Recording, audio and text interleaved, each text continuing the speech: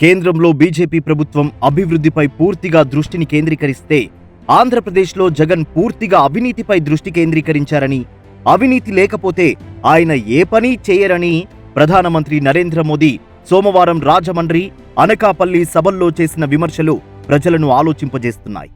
ఆఖరుకు మద్యం, ఇసుక మాఫియాల గురించి కూడా మోదీ మాట్లాడడంతో రాష్ట్రంలో ఏం జరుగుతుందో ఆయనకు స్పష్టంగా తెలుసని అర్థమవుతోంది.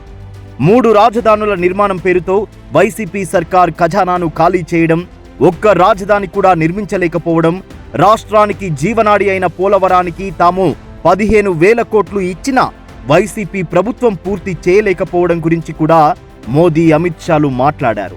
కేంద్రంలో 26 పార్టీల ఇండియా అలయన్స్ కు 26 సీట్లు కూడా రావని, ఇదే పరిస్థితి ఆంధ్రప్రదేశ్లో జగన్ కూడా ఎదుర్కొంటారని అమిత్ షా 2 రోజుల క్రితం ధర్మవరం నియోజకవర్గంలో జరిగిన ప్రచార సభలో స్పష్టం చేశారు.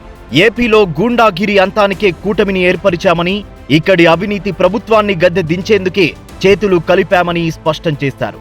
భూమాఫియాను అంతం చేసి అమరావతిని మళ్లీ రాజధానిగా ఏర్పాటు చేసేందుకే తాము కలిసి పనిచేయాలని నిర్ణయించామని తెలిపారు.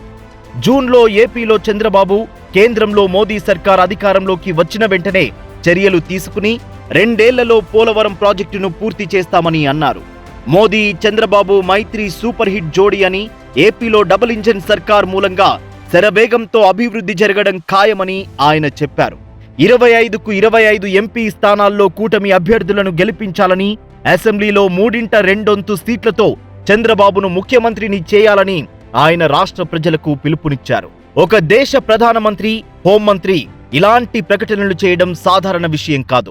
5 ఏళ్ల జగన్ పాలనలో దుష్కృత్యాల గురించి వారికి ఎప్పటికప్పుడు నివేదికలు వెళుతూ ఉంటాయి. ఉమ్మడి ఆంధ్రప్రదేశ్ను చంద్రబాబు నాయుడు ప్రథమ స్థానంలో నిలిపారని, విభజన తర్వాత కూడా రాష్ట్రాన్ని ప్రగతి బాటలో నడిపారని, ఆయన చేసిన అభివృద్ధిని జగన్ అధోగతి పట్టించారని మోదీ, అమిత్ షా చెప్పిన మాటల్ని చూస్తే వారికి రాష్ట్రం గురించి ఎంతో అధ్యయనం చేశారని అర్థమవుతోంది. నిజానికి రాష్ట్రంలో అధికారంలోకి వచ్చినప్పటి నుంచి అభివృద్ధికి జగన్ కల్పిస్తున్న ఆటంకాలు స్పష్టంగానే కనిపిస్తున్నాయి. విద్యుత్ కొనుగోలు ఒప్పందాలను రద్దు చేయడం నుంచి పోలవరం ప్రాజెక్టుకు విఘాతం కల్పించడం వరకు జగన్ ఒక అభివృద్ధి వ్యతిరేకిగా తనను తాను రుజువు చేసుకున్నారు. అనేక పరిశ్రమలు ఇతర రాష్ట్రాలకు తరలి వెళ్లాయి.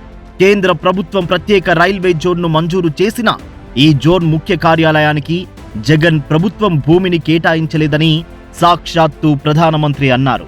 21 లక్షల మేరకు ప్రధానమంత్రి ఆవాస్ యోజన క్రింద ఇళ్ల నిర్మాణాన్ని మంజూరు చేసినా వాటిలో సగం కూడా కట్టలేదని మోదీయే అన్నారు. జగన్ చేసిన అప్పులు, రాష్ట్ర ఖజానా ఖాళీ కావడం మోదీ చాలా కాలంగా గమనిస్తూ ఉన్నారు. కార్పొరేషన్ల పేరిట కూడా అప్పులు చేయడం, కేంద్రమిస్తోన్న నిధులను ఇష్టారాజ్యంగా మళ్లించడం ఆయనకు తెలుసు. అందుకే జగన్కు అవినీతి నిర్వహణ తప్ప ఆర్థిక నియంత్రణ తెలియదని, రాష్ట్రం అందుకే అప్పుల ఊబిలో కూరుకుపోయిందని ఆయన ఘాటుగా విమర్శించారు. నిజానికి రాష్ట్రంలో జగన్ అస్తవ్యస్త అరాచక పాలన గురించి తెలిసిన తర్వాతే బీజేపీ, తెలుగుదేశం, జనసేనలతో పొత్తు పెట్టుకోవాలని నిర్ణయించింది.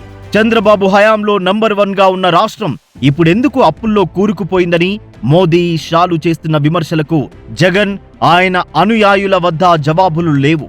పోనీ జగన్ తాను ఏమైనా వాగ్దానాలు నిలబెట్టుకున్నారా అంటే అదీ లేదు.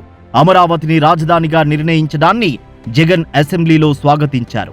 అధికారంలోకి రాగానే విశాఖపట్నం, అమరావతి, కర్నూల్లో 3 రాజధానులు నెలకొల్పుతామని ప్రకటించారు. ఇవాళ చూస్తే ఏపీలో ఒక్క రాజధాని కూడా లేదు. రాష్ట్రంలో మద్యాన్ని పూర్తిగా నిషేధిస్తామని జగన్ వాగ్దానం చేశారు. కానీ అధికారంలోకి వచ్చిన తర్వాత Andhra Pradesh state beverages corporation limited తరఫున మద్యాన్ని అమ్మడం ప్రారంభించారు. వైసీపీ నేతల డిస్టిలరీస్ లో తయారు చేసిన మద్యాన్ని ఈ సంస్థ అమ్ముతోంది. జగన్ అనుయాయులంతా మద్యం సిండికేట్ నడుపుతూ 1,000 కోట్లు వెనకేసుకుంటున్నారు. 2023 డిసెంబర్లో ఆరోగ్యశ్రీ పథకాన్ని జగన్మోహన్ రెడ్డి ప్రారంభించారు. కానీ ఆంధ్రప్రదేశ్ స్పెషాలిటీస్ హాస్పిటల్ అసోసియేషన్ ఈ పథకం ద్వారా రోగులకు చికిత్స అందించకూడదని నిర్ణయించింది. అనేక ప్రైవేట్, కార్పొరేట్ ఆసుపత్రుల్లో రోగులను చేర్చుకోవడానికి నిరాకరిస్తున్నారు. ఎందుకంటే వారికి చెల్లించాల్సిన బకాయిల్లో 10% కూడా జగన్ ప్రభుత్వం చెల్లించడం లేదు. జగన్ రాయలసీమకు చెందినవారు కనుక ఆ ప్రాంతానికైనా ఏదో ఒక మేలు చేశారనుకుంటే అది కూడా లేదు. ఈ 5 ఏళ్లలో రాయలసీమను పూర్తిగా విస్మరించారు. ఆంధ్రప్రదేశ్కు జీవనాడి కావాల్సిన పోలవరం ప్రాజెక్టుకు జాతీయ హోదా ఇవ్వడంలో బీజేపీ కీలక పాత్ర పోషించింది. కానీ జగన్ అవినీతి అరాచక చర్యల వల్ల గత 5 ఏళ్లలో ఈ ప్రాజెక్టు ఒక్క అడుగు కూడా ముందుకు వేయలేదు. మోదీ ప్రభుత్వం 15,000 కోట్లు మంజూరు చేసినప్పటికీ పోలవరం ప్రాజెక్టు స్తంభించిపోయింది. పోలవరం మాత్రమే కాదు, హాంద్రీ నివాస్, సుజల స్రవంతి, వెలిగొండ, ప్రజలు 7 దశాబ్దాలుగా కలలు కంటున్న వరిక, పుడిసెల ప్రాజెక్టు అమలు విషయంలో జగన్ ప్రభుత్వ వైఫల్యం స్పష్టంగా కనిపిస్తోంది. ఏపీలో ఎన్డీఏ కూటమి అటు వైసీపీ నుంచి ఇటు కాంగ్రెస్ నుంచి పోటీని ఎదుర్కొంటోంది. జగన్ వ్యతిరేక ఓట్లను చీల్చేందుకు ఆయన సోదరి తీవ్రంగా యత్నిస్తున్నారు.